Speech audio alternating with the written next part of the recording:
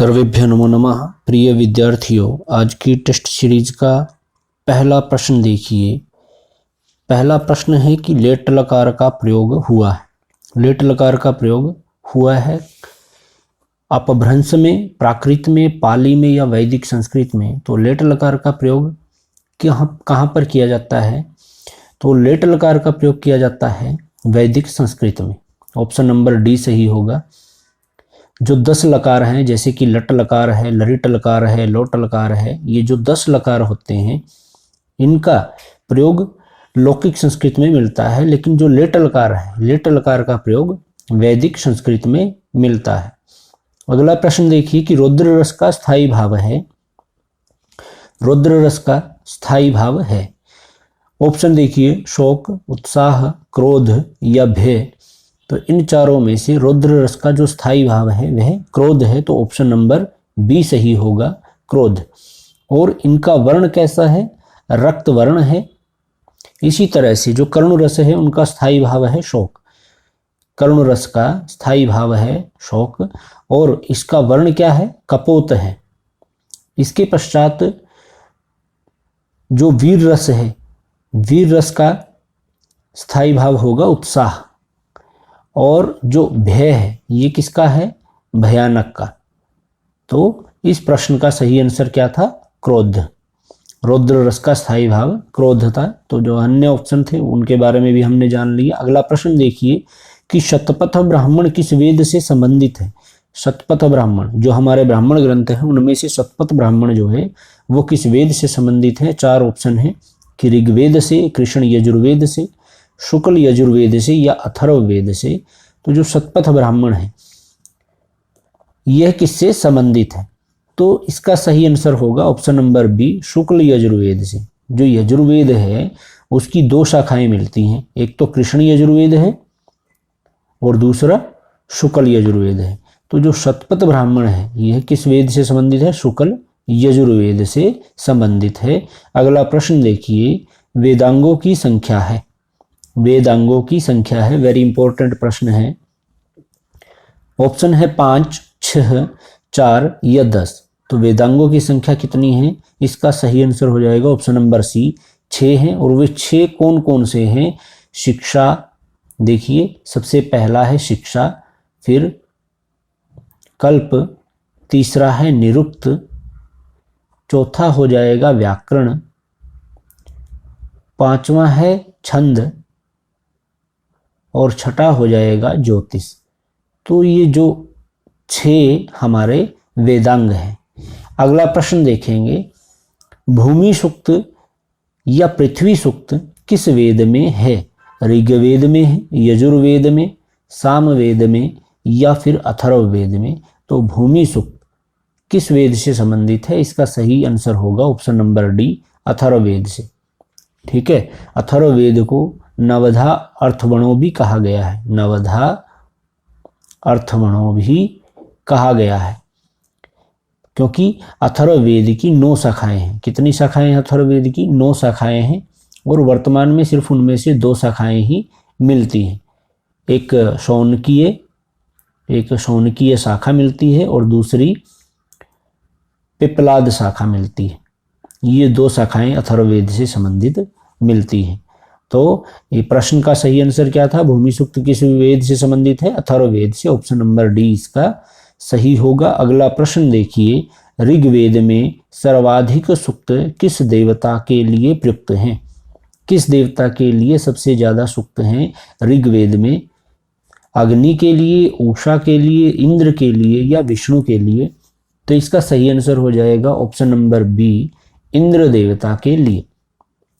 इंद्र देवता की 250 सूक्तों में स्तुतियां की गई हैं। और जो ऋग्वेद है, जो अग्नि है, अग्नि देवता के लिए 200 सूक्तों में स्तुति की गई है। किस वेद में? ऋग्वेद में।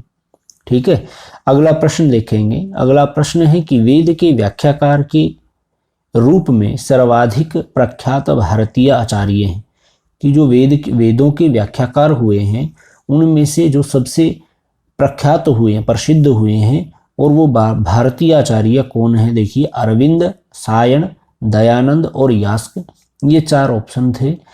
तो जो वेद के व्याख्याकार प्रसिद्ध हुए हैं और भारतीय, वो कौन है? आचार्य सायण है। ठीक है, लेकिन कुछ विद्वान अरविंद को भी मानते हैं और दयानंद को भी मानते हैं, लेकिन सर्वप्रसिद्ध आचार्य सायण हुए हैं। अगला प्रश्न देखेंगे। अगला प्रश्न है कि पुरूरवा उर्वशी संवाद किस वेद में है? पुरूरवा उर्वशी संवाद किस वेद में है? चारों वेदों के नाम दिए हुए हैं। चारों वेद में से हमने बताना है कि किस वेद से संबंधित है। तो इसका सही आंसर होगा ऑप्शन नंबर सी, ऋग्वेद से संबंधित है। और पुरूरवा उर्वशी 10वें मंडल का 95वां सूक्त है। ठीक है, और पुरूरवा उर्वशी एक दूसरे के प्रश्नों के तर्क अनुसार प्रति उत्तर देते हैं। प्रश्न उत्तर उनके बीच में होते हैं, तो वो संवाद का इसमें वर्णन है। अगला प्रश्न देखेंगे कि तुमर्थक प्रत्ययों का प्रचुर प्रयोग हुआ है। तुमर्थक प्रत्ययों का प्रचुर प्रयोग हुआ है। उपनिषदों में हुआ है, वेदों में हुआ है, पुराणों में या रामायण में हुआ है। तो जो तुमर्थक प्रत्यय हैं, इनका सबसे ज़्यादा प्रयोग वेदों में हुआ है। तो ऑप्शन नंबर सी इसका सही होगा। प्रिय विद्यार्थियों, आप भी वीडियो को रोक करके इन प्रश्नों का उत्तर देने का प्रयास करें। अगला प्रश्न देखिए कि प्रचुर आयुर्वेदिक सामग्री किस वेद में है? सबसे ज़्यादा आयुर्वेदिक सामग्री किस वेद में है? ये सामवेद में, ऋग्वेद में, यजुर्वेद में या फिर अथर्ववेद में? तो प्रिय विद्यार्थियों, इसका सही आंसर हो जाएगा ऑप्शन नंबर डी, अथर्ववेद में सबसे ज़्यादा आयुर्वेदिक सामग्री मिलती है। अगला प्रश्न देखेंगे। अगला प्रश्न है कि सामवेद के मंत्र सबसे अधिक किस वेद से लिए गए हैं? जो सामवेद के मंत्र हैं, उनमें कुछ मंत्र दूसरे वेद से लिए गए हैं, तो वो सबसे ज़्यादा किस वेद से लिए गए हैं, ये प्रश्न है। शुक्ल यजुर्वेद से, कृष्ण यजुर्वेद से, ऋग्वेद से या फिर अथर्ववेद से? तो इसका सही आंसर हो जाएगा ऑप्शन नंबर सी, ऋग्वेद से लिए गए। अगला प्रश्न देखेंगे। अगला प्रश्न है प्रायेण अन्य पदार्थ प्रधान किस समास का लक्षण है? इसमें क्या कहा कि जिसमें अन्य पद प्रधान रहता है, यह किस समास का लक्षण है? अव्ययी भाव का, केवल समास का, तत्पुरुष समास का या फिर बहुव्रीहि समास का?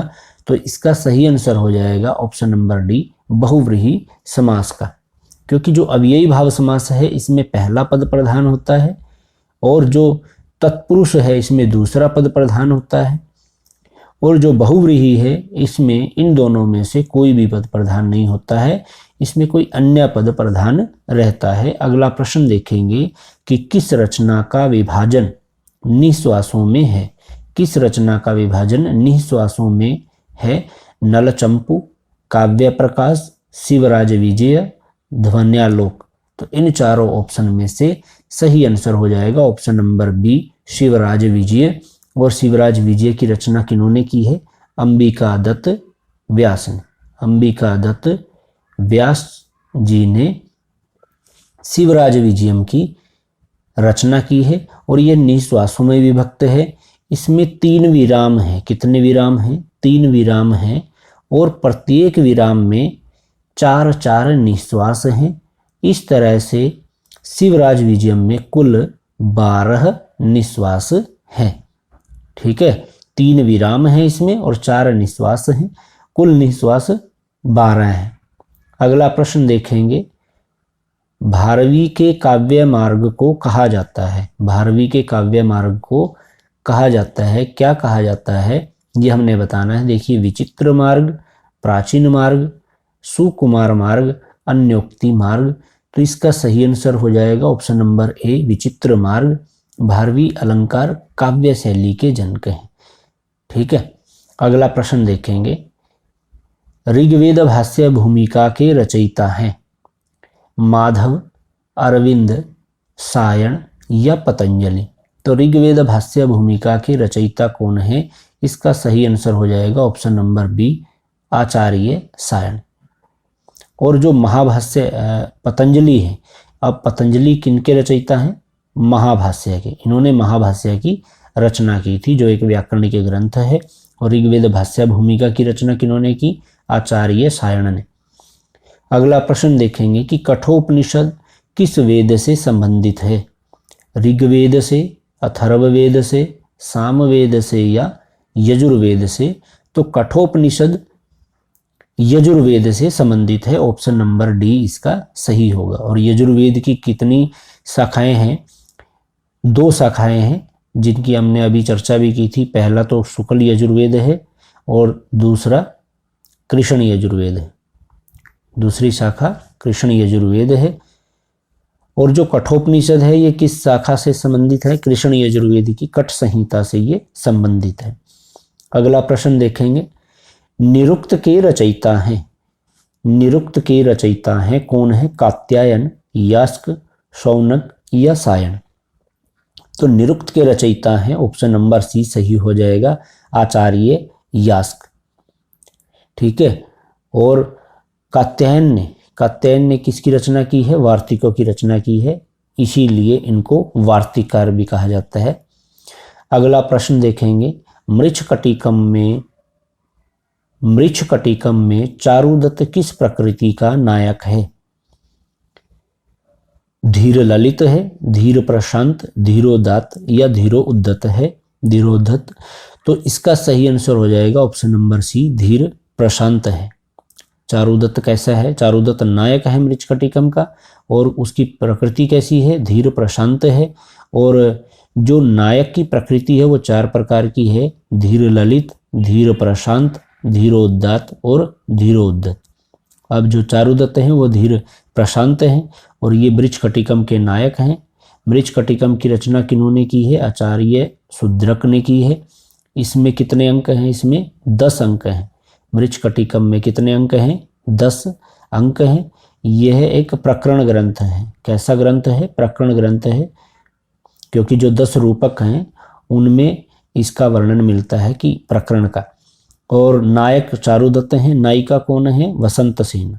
मृच्छकटिकम की नायिका का क्या नाम है? वसंत सेन। अगला प्रश्न देखेंगे। देखिए, मृच्छकटिकम से संबंधित मुख्य प्रश्न हमने कर लिए हैं। अगला प्रश्न देखिए अब, सत्कार्यवाद के साधक हेतुओं में से एक है उपलब्धि, उपादान ग्रहण, त्रैगुण्य विपर्यय या अनुमान? तो इसका सही आंसर हो जाएगा ऑप्शन नंबर सी, उपादान ग्रहणात्, उपादान ग्रहण। अगला प्रश्न की सांख्य दर्शन में प्रधान की अनुपलब्धि का कारण है? अभाव, अत्यधिक सामीप्य, सूक्ष्मता या अज्ञान? तो इसका सही आंसर होगा ऑप्शन नंबर बी, सूक्ष्मता। अगला प्रश्न है कि सांख्य मत में प्रकृति है व्यक्त, अव्यापी, अव्यक्त या अनेक? तो इसका सही आंसर क्या होगा? इसका सही आंसर हो जाएगा ऑप्शन नंबर बी, अव्यक्त। कि संख्या मत में जो प्रकृति है वो कैसी है? अव्यक्त है। अगला प्रश्न देखिए कि सांख्य मत में पुरुष है, सांख्य मत में पुरुष है वो कैसा है? अदृष्टा, भोक्ता, कर्ता या जड़? तो इसका सही आंसर होगा ऑप्शन नंबर सी, भोक्ता है। अगला प्रश्न देखिए कि सांख्यकारिका के अनुसार कैवल्य का उपाय है, कैवल्य का उपाय है, कैवल्य का उपाय क्या है? विवेक ख्याति। ऑप्शन नंबर सी इसका सही है। अगला प्रश्न है कि सांख्य मत में अंतःकरण है, अंतःकरण है क्या है? एक विध है, त्रिविध है, द्विविध या त्रयोदशविध? मतलब अंतःकरण जो है वो कितने प्रकार का है? वो त्रिविध है। बुद्धि, अहंकार और मन, ये 3 प्रकार हैं। अगला प्रश्न देखिए, वेदांत के अनुसार अज्ञान है, वेदांत के अनुसार अज्ञान क्या है? अज्ञान ज्ञान विरोधी है। तो इसका सही आंसर हो जाएगा ऑप्शन नंबर बी, अज्ञान क्या है? ज्ञान का विरोधी तो अज्ञान होगा, तो ऑप्शन नंबर बी इसका सही होगा। अगला प्रश्न है कि निम्नलिखित में से कर्म इंद्रिय हैं? तो कर्म इंद्रियां हमारी कितनी हैं? 5 हैं। वाक 5 कौन कौन सी है? देखिए ये प्रश्न क्लियर हो जाएगा। वाक, पाणी, पाद, पायु और उपस्थ।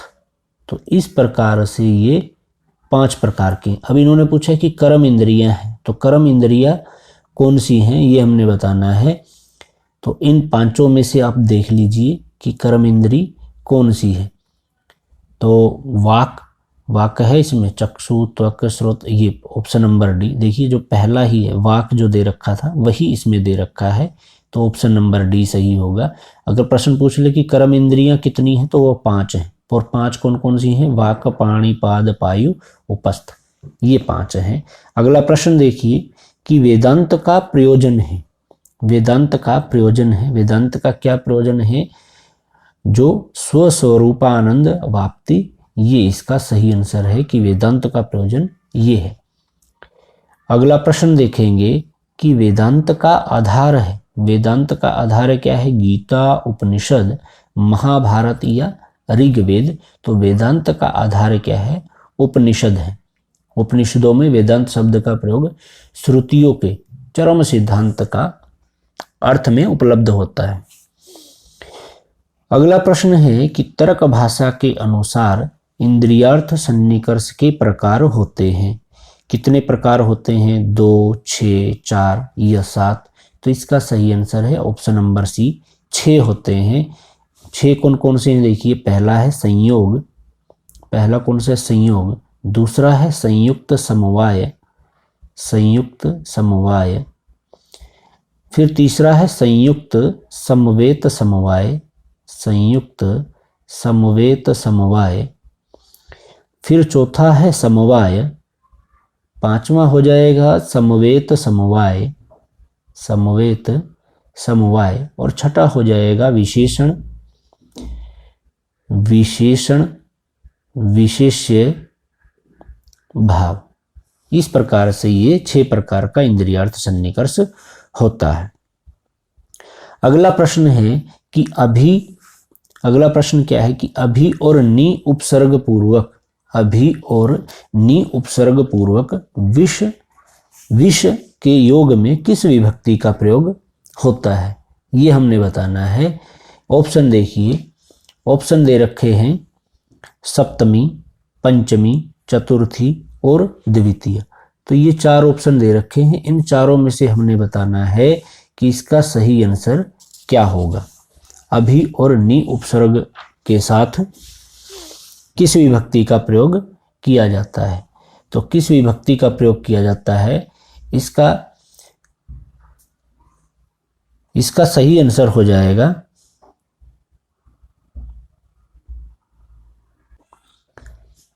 ऑप्शन नंबर डी, द्वितीय विभक्ति का। अगला प्रश्न है हसनम में किस प्रत्यय का योग है? हसनम में किस प्रत्यय का योग है ये हमने बताना है। देखिए क्षत्रि, सानच, लुट और अणुवुल, ये 4 ऑप्शन दे रखे हैं। तो इसमें किस प्रत्यय का योग है? लुट प्रत्यय का इसमें योग है। ऑप्शन नंबर बी सही होगा। अगला प्रश्न है कि ऋग्वेद के कौन देवता चमत्कार युक्त कार्यों का संपादन करते हैं? अश्विनव, मरुत, इंद्र या उषा। तो इसका सही आंसर होगा ऑप्शन नंबर ए, अश्विनव। अश्विनव जो देवता है वो चमत्कार युक्त कार्यों का संपादन करते हैं, और ऋग्वेद के जो देवता हैं उनमें अश्विन देवताओं का विशेष स्थान है। अगला प्रश्न है कि निम्नलिखित में से वासवदत्ता जो गद्य काव्य है इनके नायक हैं। 4 ऑप्शन दे रखे हैं कंदर्प केतु, चारुदत्त, उदयन, योगांद्रायण। तो इसका सही आंसर क्या हो जाएगा? इसका सही आंसर होगा ऑप्शन नंबर ए, कंदर्प केतु। जो कंदर्प केतु हैं वो वासवदत्ता गद्य काव्य के नायक हैं, और इसकी रचना किन्होंने की? वासवदत्ता की सुबंधु ने। किन्होंने की है? सुबंधु ने की है। और जो इसकी नायिका है वो कौन है? वासवदत्ता। और वासवदत्ता के नाम पर ही इस गद्य काव्य का नामकरण किया गया है। अगला प्रश्न देखिए, हितम में किस प्रत्यय का योग है? हितम में किस प्रत्यय का योग है? कत प्रत्यय, ल्युट प्रत्यय, अणुवुल या क प्रत्यय।